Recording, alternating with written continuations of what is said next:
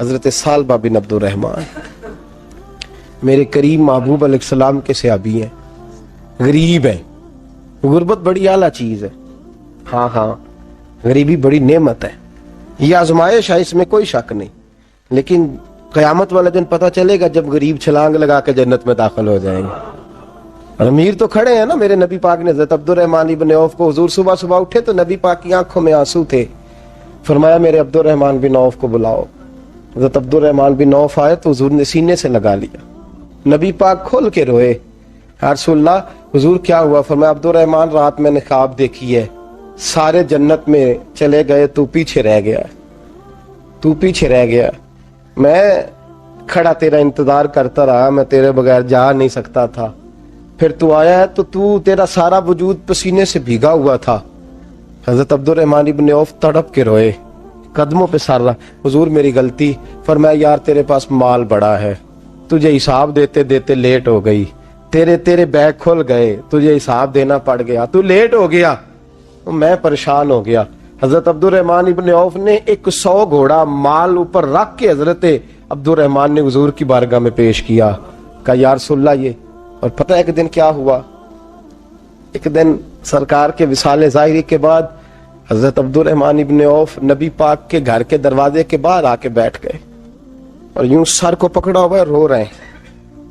حضرت ام سلمہ حضور کی زوجہ باہر آئیں، کہا بیٹا عبد الرحمن کیا ہوا؟ جب پوچھا کیا ہوا تو اور کھول کے روئے، کہا کیوں روتا ہے؟ کہا اماں جی جب تک میرے محبوب حیات ظاہری میں تھے مجھے بتاتے تھے یہ مال نہ کما، یہ کم، میں حضور سے بات کرتا تھا تو حضور روک دیتے تھے، اب مجھے ظاہراً بتانے والا کوئی نہیں، مال کے ڈھیر لگ گئے ہیں، آج حساب کرنے بیٹھا ہوں تو حساب نہیں ہو رہا، سوچتا ہوں اگر میں پھنس گیا تو مجھے کون اس سے بچائے گا؟ آپ محبوب کی زوجہ ہیں، میری ماں ہے، میں آپ کے پاس آیا ہوں، اماں جی مجھے بتائیں میں کیا کروں؟ تو حضرت ام سلمہ بھی رو پڑی، کہنے لگے محبوب تھے، میں کہاں ان کی ترجمانی کر سکتی ہوں، میں نبی پاک کی ترجمانی کیسے کروں؟ کہا اماں جی خدا واسطے مجھے کوئی حکم دے دیں، مجھے لگتا ہے عبد الرحمن برباد ہو جائے گا، ہلاک ہو جائے گا، خدا را مجھے کچھ بتا دیں، اتنا سارا مال ہے میں کہاں اس کا حساب دوں گا، مہربانی فرمائیں، یہ تجارتیں میرے گلے پڑ رہی ہیں۔ حضرت ام سلمہ کی جب منت کی تو فرمانے لگی جا بیٹے آدھا خیرات کر دے۔ کتنا؟ 2.5% نہیں، کتنے فیصد ہے؟ 50%، 50%۔ حضرت عبد الرحمن ابن عوف گئے اور 50% خیرات کر کے کہنے لگے اماں میں نے 50% دے دیے، میں بچ جاؤں گا نا، میں دے آیا ہوں آدھا۔ تو حضرت ام سلمہ فرمانے لگی میں نبی پاک کی بارگاہ میں سفارش کروں گی تیری، اور نبی پاک اللہ کی بارگاہ میں سفارش کرے صلی اللہ علیہ وسلم۔ حضرت سالبہ بن عبد الرحمن حضور دعا کر دیں، غریبی ہے، میرے نبی پاک نے فرمایا تجھی اس حال میں ہے بہتر ہے،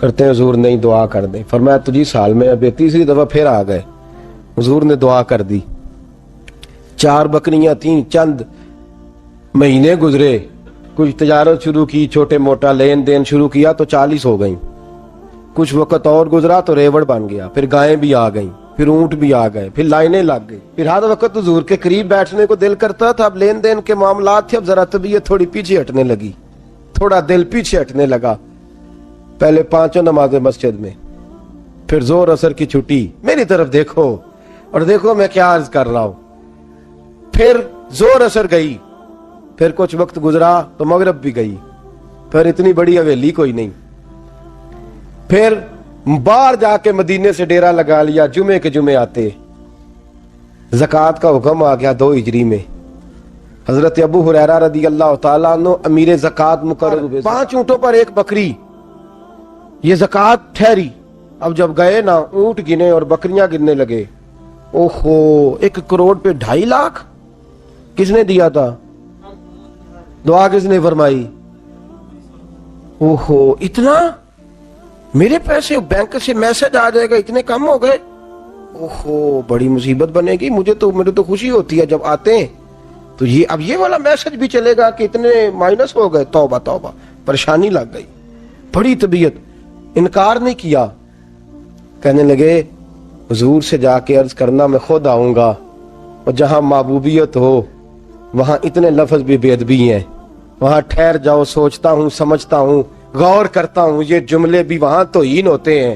محبوب ہو اور وہاں انسان سوچ سمجھ کی بات کرے, وہاں انسان, بابا بلے شاہ صاحب نے کہا عقل آخ دی چگے نو سام کے رکھ, عشق آخ دے بال کے سیکنا چاہیے. کہا جا کے کہنا میں آؤں گا.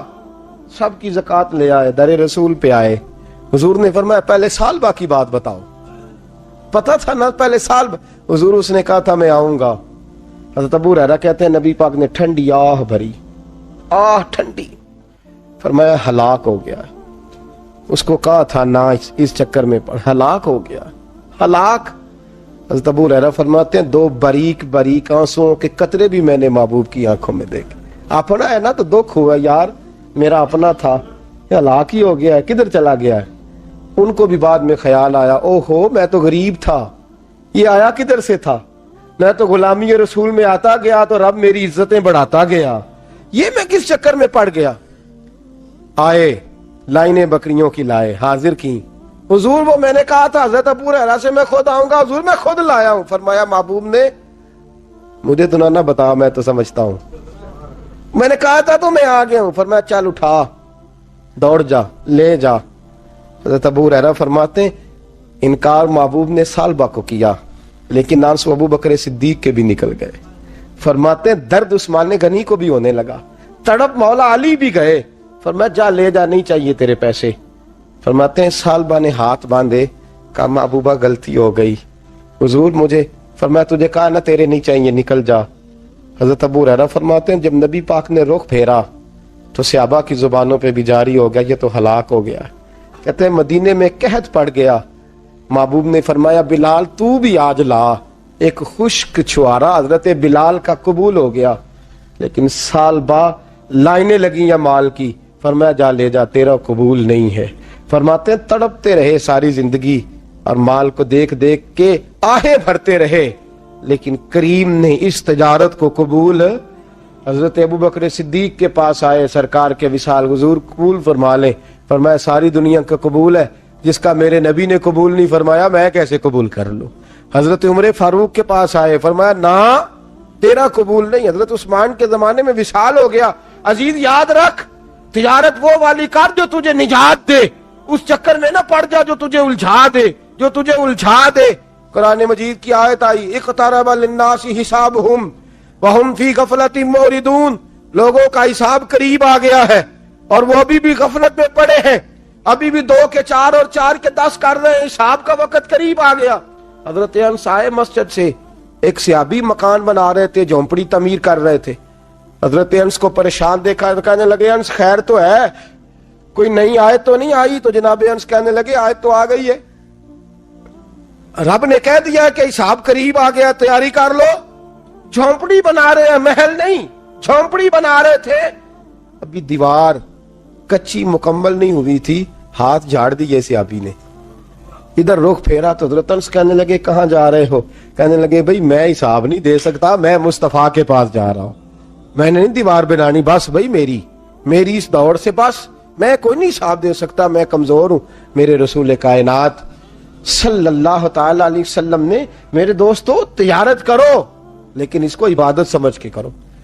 اگر تمہیں چوک وہاں دکان پہ بیٹھے خدا بھول جاتا ہے اور سودا کرتے وقت رب و رسول کی باتیں تمہیں بھول جاتی ہیں, تو پھر تو تم وانتم موردون میں ہو, پھر تو تم غافل ہو. حضرت بشر حافی رحمت اللہ علیہ سے سارا زمانہ پیار کرتا تھا. بغداد کا ایک تاجر کہتا ہے مجھے نہیں بابا اچھا لگتا تھا. ہمارا اپنا ذہن ہے نا, ہم کہتے ہیں میں نے جدھر ساری دنیا جا رہی ہے وہاں نہیں جانا. کہتے ہیں کہ وہ بابا مجھے نہیں اچھا لگتا تھا, حالانکہ سارا بغداد عزت کرتا. کیوں نہیں اچھا لگتا تھا؟ کہتے اس لیے کہ بابا نہ صرف فرض مسجد میں پڑھتا تھا, باقی نماز گھر جا کے. تو میں کہتا تھا اتنا ولی ہے تو باقی بھی مسجد میں پڑھے. کہتے ایک دن میں نے کہا جسوسی کرنی ہے اس کی, جو کہ اسلام میں منع ہے. کہتے حضرت بشر حافی رحمت اللہ علیہ نے جمعے کے فرض پڑھے, فرض پڑھ کے نکل گئے دوڑ کے. فرماتے ہیں میں پیچھے ہو گیا, میں نے کہا میں نے سنتیں چھوڑ دی ہیں پر اس کا پتہ کرنا ہے, سنت نفل بعد میں پڑھوں گا. کہتے ہیں حضرت بشر حافی جلدی سے نا ایک کباب والی دکان پہ گئے, وہاں سے کباب خریدے, اور میں نے کہا بوڑھے کی عمر دیکھو اور اس کے ذائقے دیکھو, اس عمر میں بھی کباب کھائے گا. اوئے ہوئے, مولوی کو روٹی نے ستایا تھا, اس لیے سنت اور نفل چھوڑ آیا ہے. کہتے ہیں تھوڑا سا وہ آگے بڑھے تو نان بھائی کی دکان سے نا نان خریدے. میں نے کہا دیکھو یار, دیکھو اس کے ذائقے, گرم نان کھائے گا. بہت سارے لوگ بغداد میں رات کی روٹی کھاتے پر یہ گرم کھاتا ہے. کہتے ہیں حضرت وہ نان اور کباب لے کے نا جنگل کی طرف مڑے تو میرے دل میں خیال آیا, یار بڑا ہی اس آدمی کا عجیب ذہن ہے, یہ اب سبزے پہ بیٹھ کے یہاں موج کرے گا, کھائے پیے گا, اور سنت نفل چھوڑ دی, اللہ ہزاروں مرید ہیں. کہتے ہیں حضرت جنگل میں داخل ہوئے, تھوڑا سا سفر کیا تو کچی آبادی آ گئی. کچی آبادی, ایک کچے مکان کی ٹوٹا ہوا دروازہ, باہر سے کنڈی لگی. بغداد کے ننگے پاؤں چلنے والے ہزاروں مریدوں کے اس پیر نے کنڈی کھولی, اندر گئے, ایک فالج زدہ بابا جی بیٹھے. کہتے ہیں حضرت بشر حافی نے اپنی پگڑی کھولی اور اس آدمی کے منہ سے پانی نکل رہا تھا, رال ٹپک رہی تھی.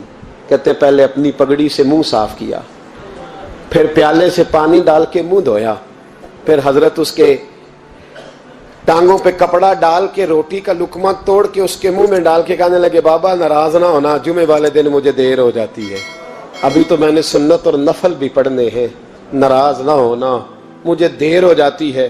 کہتے ہیں وہ بابا رو پڑا اور کہنے لگا بشر یار 14 سال ہو گئے تو روز آتا ہے. 14 سال, یہ ایک صدی کا قصہ ہے, 2-4 برس کی بات نہیں. 14 سال سے تو روز آتا ہے. میں پتہ نہیں کب تک لاش بنے پڑا رہوں گا, تو کب تک آئے گا. حضرت بشر حافی نے بابے کے یہاں سے پوچھ کے کہا بابا فکر نہ کر, آج کے بعد یہ جملہ نہ کہنا کہ تو میرے لیے بوجھ ہے. فرمایا لوگ سمجھتے ہیں کہ میں نے عبادت کر کے مقام پایا ہے, لوگ سمجھتے ہیں میں نوافل زیادہ پڑھتا ہوں, دنیا جانتی ہے کہ میری رات کی تسبیح زیادہ مضبوط ہے, پر میں ان میں سے کوئی بات بھی نہیں. میں تو تیری نوکری کرتا ہوں تو اللہ نے میری عزتوں میں اضافہ فرما دیا ہے. سوچ ہی صاف نہیں, نظریہ ہی ٹھیک نہیں, فکر ہی ٹھیک نہیں. اسلام نظریے کا مذہب ہے, سوچ کا. مسند امام احمد بن حنبل کی حدیث سنی, حضرت انس بن مالک فرماتے ہیں جب انسان نے روزہ رکھا ہوتا ہے نا تو روح ویسے ہی پاک ہوتی ہے اس کی. میں نے یہ سوچا کہ کچھ باتیں ایسی کی جائیں جس سے تھوڑی سی سوچیں بھی تبدیل ہوں, کچھ سوچوں کا وضو, سوچوں کا غسل, افکار و نظریات کی بھی بات ہو. ہم سمجھتے ہیں کہ شاید کثرت عبادت اصل ہے. اقبال کہتے ہیں یہ ذکر نیم شبی, یہ مراقبے, یہ سرور, تیری خودی کے اگر نگہباں نہیں تو پھر کچھ بھی نہیں.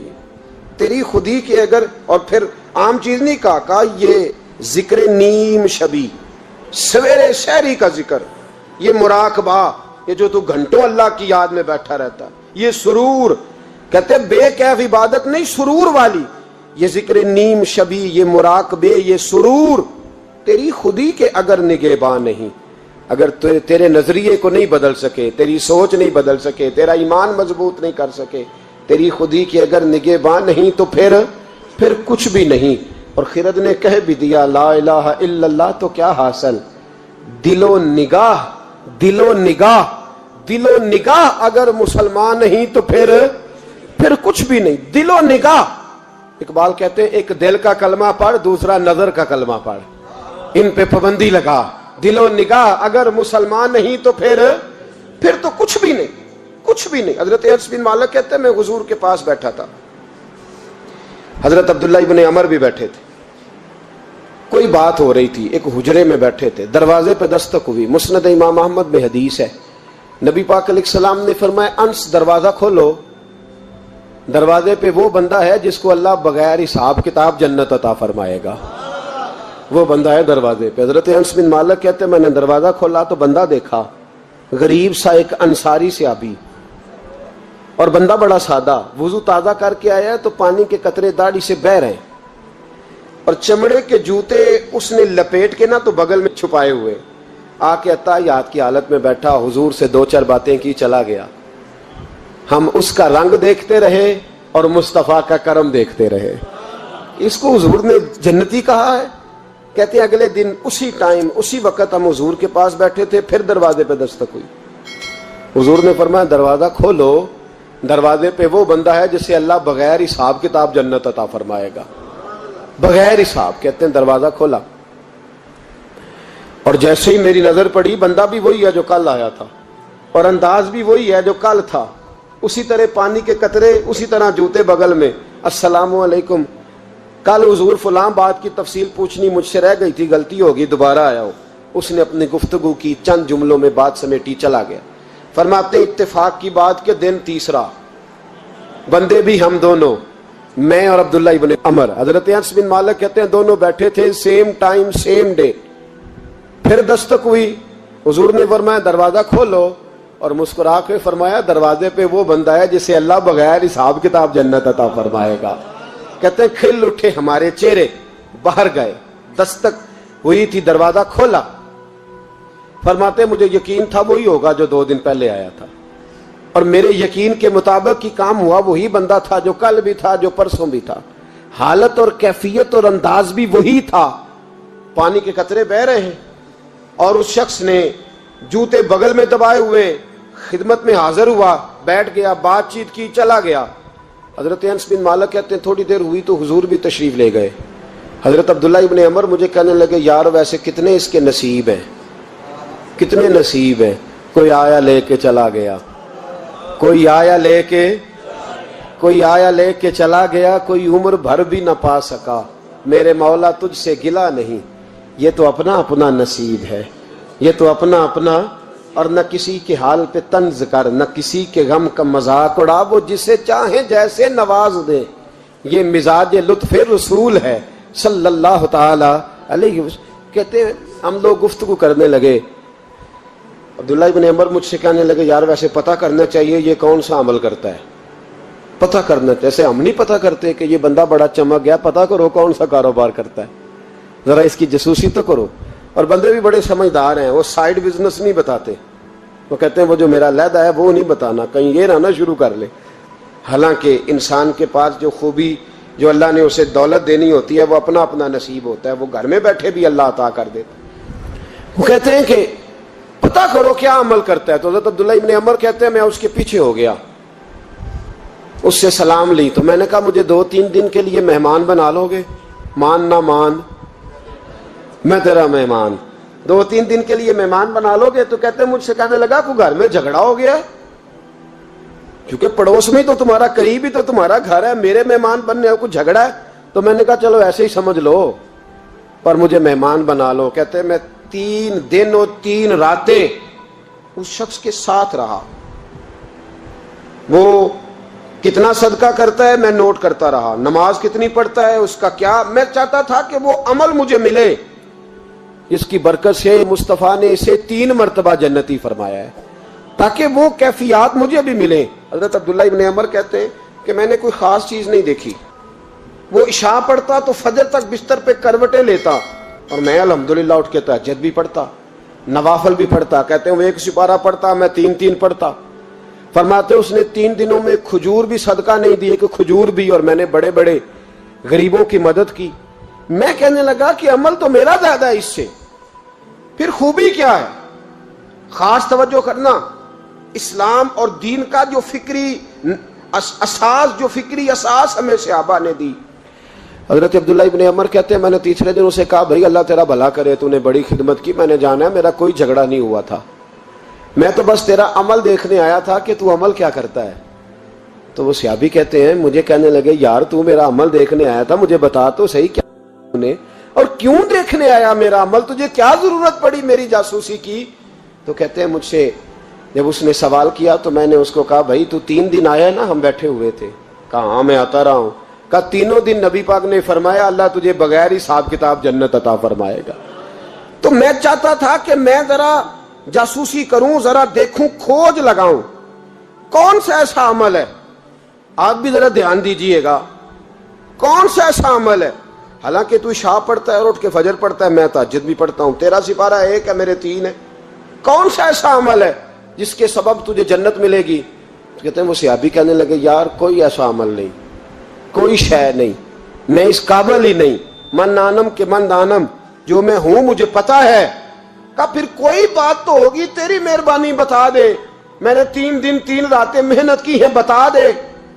کہتے وہ کہنے لگے اگر تجھے بتاؤں نا تو پھر سن، میں جب رات کو سوتا ہوں تو اپنے دل پہ نظر ڈالتا ہوں، اور سویرے جب اٹھتا ہوں تو پھر اپنے دل پہ نظر ڈالتا ہوں، موبائل پہ نہیں، کنجی پہ نہیں کہ چابیاں کدھر ہیں، بٹوے پہ نہیں، میں رات کو سوتے ہوئے بھی اپنے دل پہ نظر ڈالتا ہوں، سویرے اٹھتے ہوئے بھی میں سب سے پہلے اپنے دل پہ نظر ڈالتا ہوں۔ فرماتے ہیں الحمدللہ میرے دل میں کسی کا حسد نہیں ہے، کسی کے بارے میں کوئی کینہ نہیں ہے، کوئی کسی کے بارے میں میل نہیں، میں اللہ کے ہر بندے کے بارے میں سوچ، نظریہ، فکر اچھی رکھتا ہوں۔ اور فرمایا میں تیرے بارے میں بھی عبداللہ یہی سوچتا ہوں کہ تو مجھ سے زیادہ نیک ہے۔ الحمدللہ اس وقت بھی میرا ذہن یہ ہے کہ انس بن مالک مجھ سے زیادہ پرہیزگار ہے، اس وقت بھی میری سوچ یہ ہے کہ محبوب کے سب صحابہ میں سب سے کمزور میں ہی ہوں۔ نابد عبداللہ ابن عمر کہتے ہیں میں نے اس کا ہاتھ چوما، میں نے کہا سمجھ آ گئی ہے، تیرا نظریہ، تیری سوچ پکی اور سچی مسلمان ہے۔ بغداد کے چوک میں مزدور بیٹھے ہوتے تھے، تو میری ان مزدوروں میں سے ایک نوجوان بچے پہ نظر پڑی، بڑا کمزور سا وجود تھا لیکن چہرے پر عبادت کا نشان تھا، ماتھا بتاتا تھا کہ نماز کا بڑا خیال رکھتا ہے۔ میں اس کے قریب گیا، چہرے بھی بڑا کچھ بتاتے ہیں نا، چہروں میں بھی بڑی رانائی ہوتی ہے۔ فرماتے ہیں میں قریب گیا، میں نے اس کو کہا بیٹے مزدوری کرو گے؟ تو کہنے لگا مزدوروں میں بیٹھا ہوں تو حضور مزدوری کے لیے ہی تو بیٹھا ہوں۔ تو میں نے کہا کہ چلو پھر، کہنے لگا نہیں میری کچھ شرطیں۔ میں نے کہا بتاؤ؟ کہنے لگا پہلی شرط یہ ہے کہ لوگ 4 دینار دیہاڑی لیتے ہیں، میں 3 دینار لوں گا۔ میں نے کہا یار بھائی تو بڑی بہترین ہے، باقی بھی اس طرح کی رکھ لے۔ اس نے کہا حضور دوسری شرط یہ ہے کہ میں آپ کی مکمل بات مانوں گا لیکن جب اذان ہو جائے گی پھر آپ کی نہیں سنوں گا۔ تیسری بات اس نے یہ کی کہ حضور میں آپ کے گھر میں کام کروں گا پر آپ کے کسی سوال کا جواب نہیں دوں گا۔ کہتے میں نے کہا یار تو بڑا عجیب ہے، شرطیں تو مالکوں کی ہوتی ہیں۔ کہنے لگا جی بہرحال میں شرطیں لگا کے جاتا ہوں۔ فرماتے ہیں میں اسے گھر لے آیا، کام میں نے اس کو بتایا تو جو کام مزدور سارے دن میں کرتا ہے نا اس نے 2 گھنٹے میں ہی کر دیا۔ ہمارے مزدور سگریٹ پینے میں بھی تو آدھا گھنٹہ لگاتے ہیں، وہ چائے پینے جائیں تو پونا گھنٹہ وہاں۔ ان کو بھی تو دیانتداری کرنی چاہیے کہ نہیں کرنی چاہیے؟ نے معاہدہ کیا ہے نا جی تو پورا اترنا چاہیے نا۔ کہتے 2 گھنٹے میں، اب کام جب بندہ شروع کراتا ہے تو کام اور نکل آتا ہے۔ کہتے کام میں نے اس کو اور بتا دیا، وہ کرنے لگا۔ اس نے مٹی نکال کے رکھی تھی باہر رستے میں، تو اذان ہو گئی زور کی، اس نے وہیں کدال چھوڑی کہیں اور چلنے لگا۔ تو میرا بیٹا کہنے لگا اس کو ذرا برابر کر دو۔ کہنے لگا چپ کر جا، تیرے باپ سے بات ہوئی تھی، جب اذان ہوتی ہے تو میں کسی اور کی نہیں سنتا، صرف اللہ رسول کی سنتا ہوں۔ کہتے ہیں مسجد چلا گیا، نماز پڑھ کے آیا تو دوپہر کا وقت تھا۔ میری بی بی کہنے لگی اس کو کھانا کھا لے۔ کہتے ہم نے کہا کھانا کھا لو، تو کہنے لگا میں نے روزہ رکھا ہوں، رمضان بھی نہیں تھا، نفلی روزہ رکھا ہوں۔ فرماتے ہیں شام ہوئی، میں نے 3 دینار دیے تو میں نے کہا تیرا نام کیا ہے؟ کہنے لگا میں نے آپ سے کہا تھا میں کسی سوال کا جواب نہیں دوں گا۔ کہتے وہ چلا گیا۔ اگلے دن میں پھر لینے گیا اسے، کام کچھ اور نکل آئے تو لوگوں نے بتایا وہ صرف ہفتے والے دن آتا ہے۔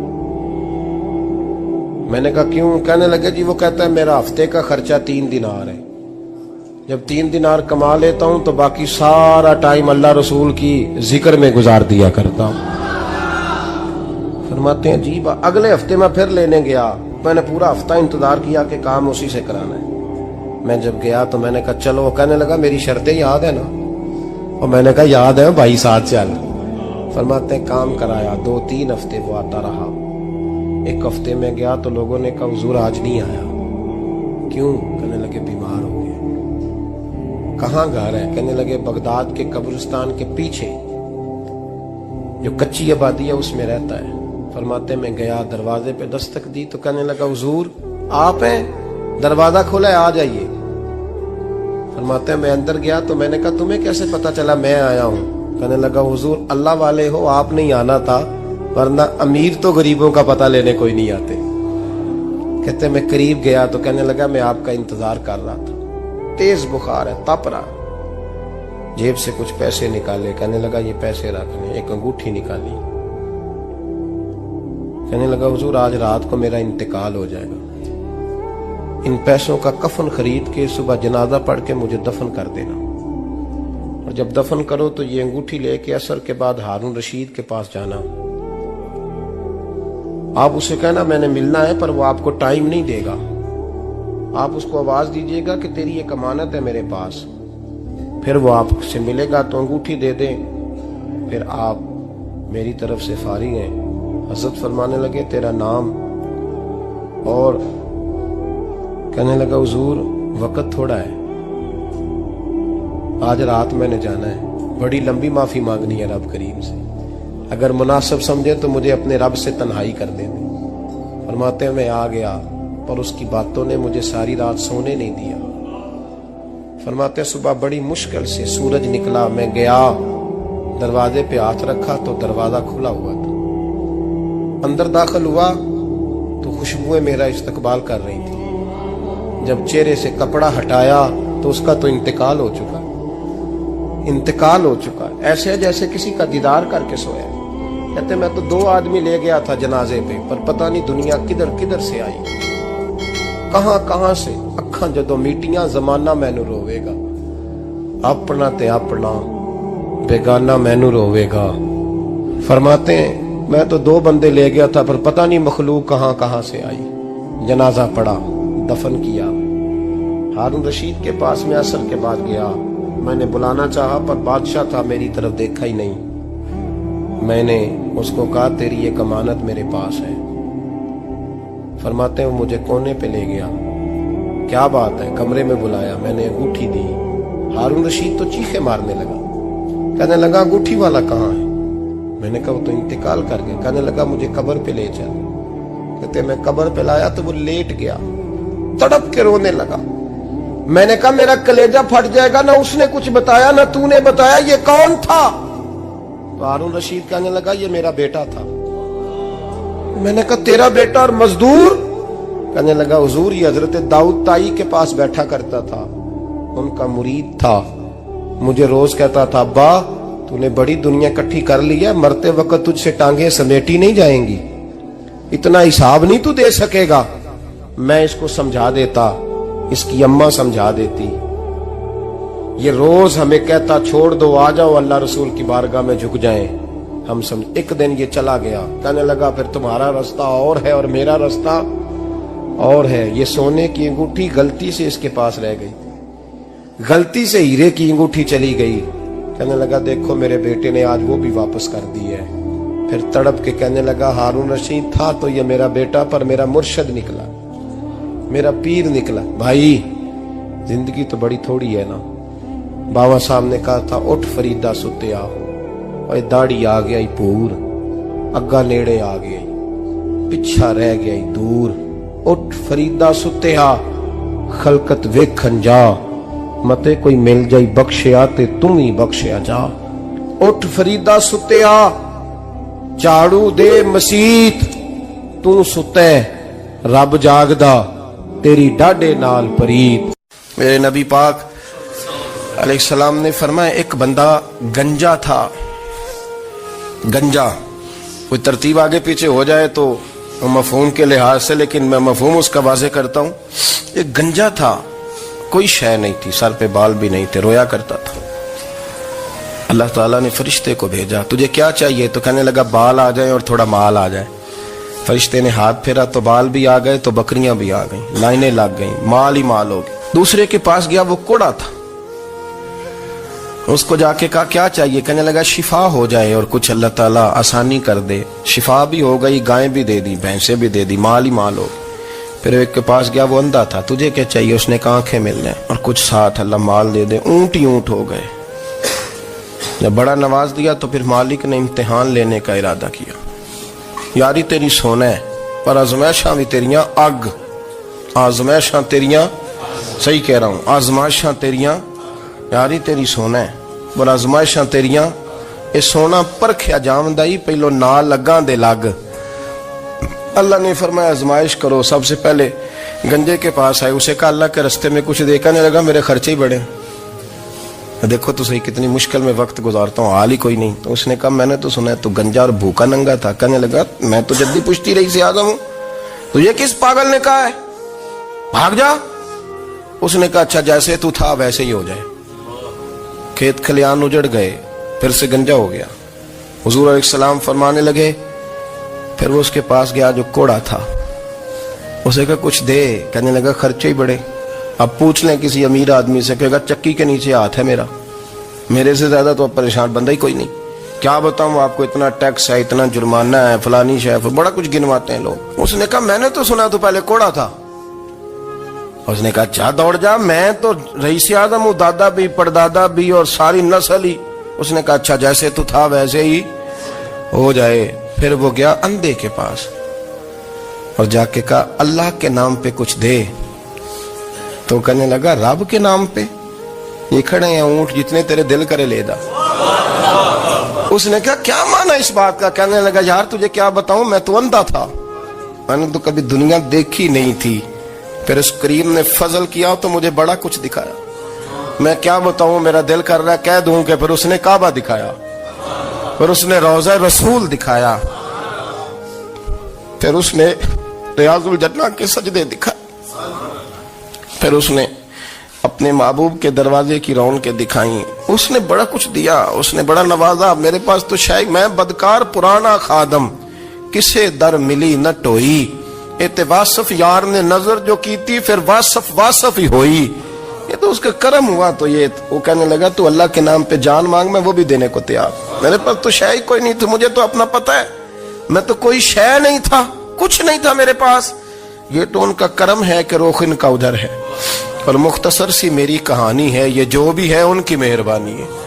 तो वो कहने लगा मैं भी कुछ लेने नहीं आया था, तेरी आजमाइश ही करने आया था, तेरी इज्जतें भी सलामत रहेंगी, तेरा माल भी सलामत रहेगा, तेरी शिफा भी। अपनी जिंदगी में कभी भी अल्लाह की बारगाह से तवज्जो इधर उधर न करें, छोड़े लोग क्या कर रहे हैं।